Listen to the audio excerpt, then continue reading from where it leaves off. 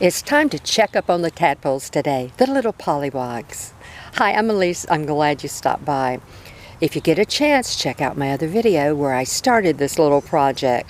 This is something I've been doing for several years now. It's a fun project. The kids really like it. And it makes a great school project. The water is really turbid, really murky, but I have lots of plant material in there for the little tadpoles. We are going to have 100% chance of rain this afternoon, and it's been raining for a few days. I normally do not like for the tank to get this full of water. I like to keep it, about 2/3, maybe 3/4 full. And that way the birds don't sit on the edge and pick off the little tadpoles. The frogs don't do the same. But they're pretty smart little creatures. And when you come near them and disturb them, they'll dive down to the bottom. Well, so first I have a container of water, and this is where I'm going to dip the little tadpoles out into. And then I have an empty container. This water makes fantastic fertilizer. So I'm not going to throw the water away. We have city water, so what I'm going to do is take the tadpoles out. I'll keep them in this container overnight. They'll be fine. I'll dip the water out that I'm going to save for fertilizer. First thing I'm going to do is take the foliage out, and I am just going to put it back in the same pot where I'm going to put the tadpoles. That canna is doing really well, putting out new growth. Lots of root system. See if I can get in there and get these. I might not put it all back in. I might put some fresh in for them. But young tadpoles like to eat rotting debris, rotting leaf material. They like to eat algae. So that's fine for them. And I just have a big strainer now. I'm going to go in and scoop up some. Look at them.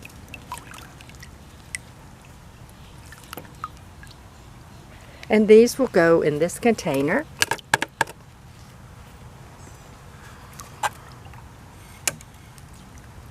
And I will do this for a few times to get the most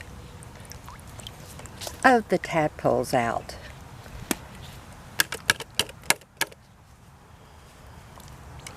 Normally, you don't have to clean the water out all that much. And some of them are really getting fat. We're about 5, almost 6 weeks into this growth period.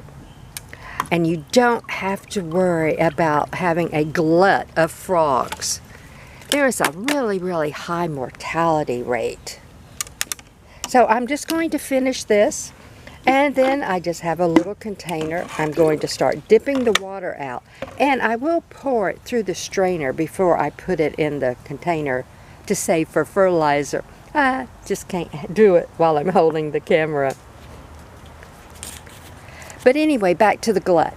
You don't have to worry about having a glut of frogs. Frogs are very, very important to the ecology of your landscape.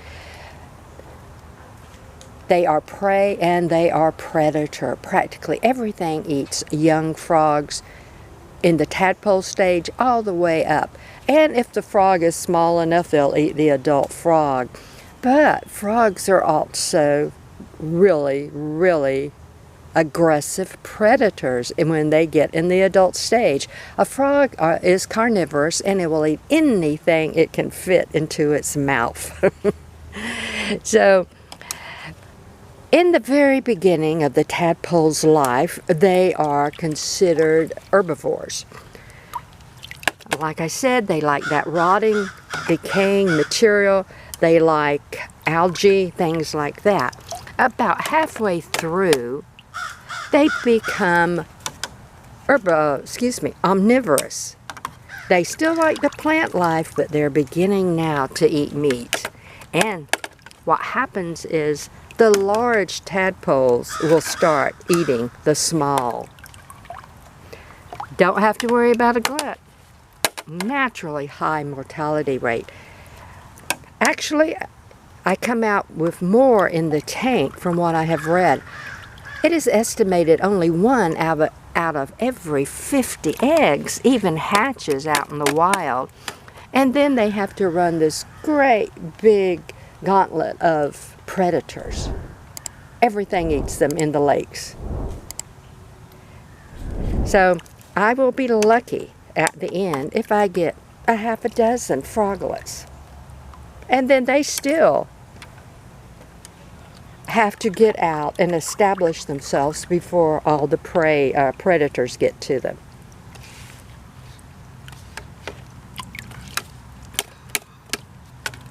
So that's it, and I'll finish this up. We'll see what's next. I have finished cleaning the tank. I've washed it all out, put fresh water in it. Since we have city water, I'm going to let this sit 24 to 48 hours. That will help to dissipate some of the chemicals in the city water. And I only filled it up maybe 3/4. So the tadpoles will still have plenty of room, but the birds and lizards and stuff won't be able to stick their heads over.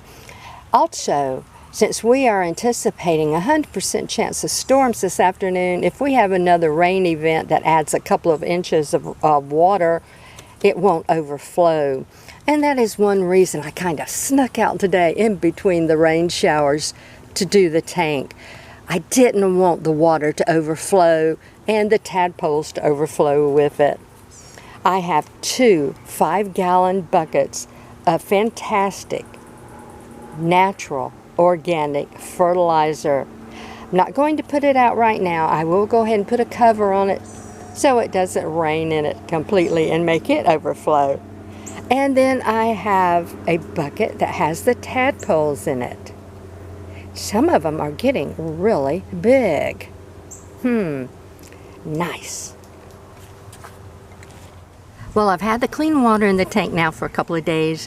I've added the little tadpoles back in. They're quite happy. And I put some fresh lettuce on for them. I will be adding more plants back in. It is very important, especially at this time, to have lots of plants in here. We're about halfway through the cycle, about 6 or 7 weeks in, from the time they hatch out to the time they turn into froglets. I was surprised at the size of some of them. It just seems like they grew overnight.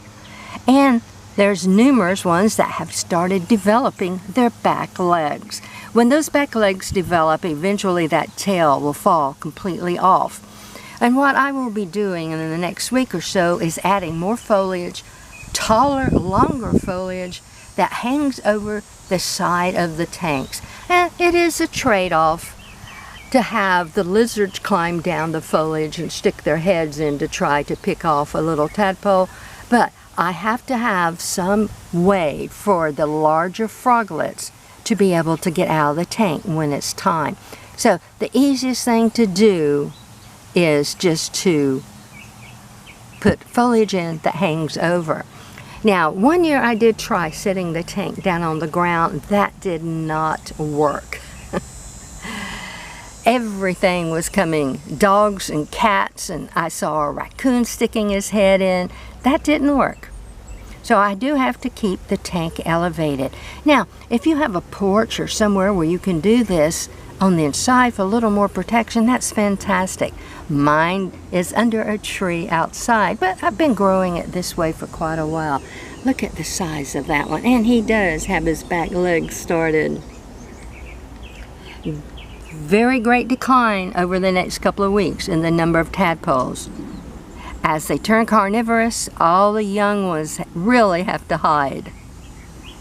Okay, I will be putting in some other material for them to eat. I'll be putting in quite a few more cannas and some types of greenery. And that will give the younger ones places to hide, plus it will give them some extra food. If I can find larvae, I will add larvae. I've never seen mosquito larvae grow in any of my tadpole tanks in all the years I've been doing it. And they will eat mosquito larvae. Now there's a nice big one back there. I wish he would come over here, or she, whatever it is.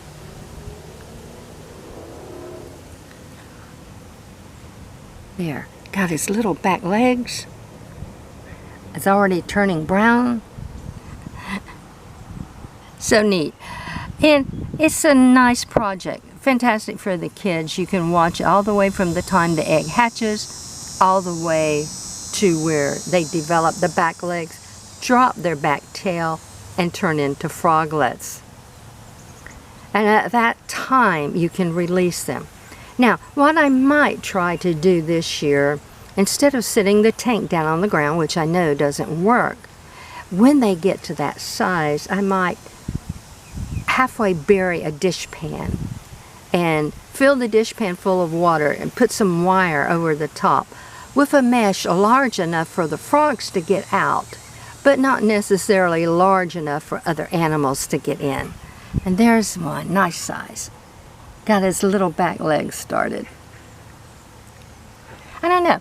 See, there are lots of options and you can play around with this. But since I grow mine outside, I do have to do a little bit different than if I had a porch or something where I could grow them inside. I have to take in consideration the other animals in the landscape. Neat. All right, I'm going to go get some more plants to put in.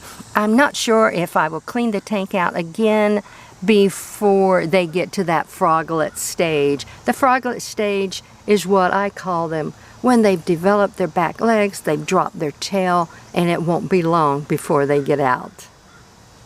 But since they do like the algae that grows on the side of the tank, it's really best to let the tank get a little yucky looking. Stand up here and get a shot pointing down. Some of them are up here hiding in the lettuce. They're really, really still. Some of them are eating on it. You know, they don't have teeth, so actually what they do is they just suck on it a little bit. They don't like the red lettuce. They don't like cabbage. Now, I guess if the cabbage rotted down enough, they might eat it. They definitely don't like green peas. I have tried that, and that did not work well. Even when the peas rotted, it didn't work. So that's it. I'm going to go get some plants material to put in here so they have hiding places and more material to eat. We'll come back. We'll visit these again when they get a little bigger. Until then, have a fantastic day.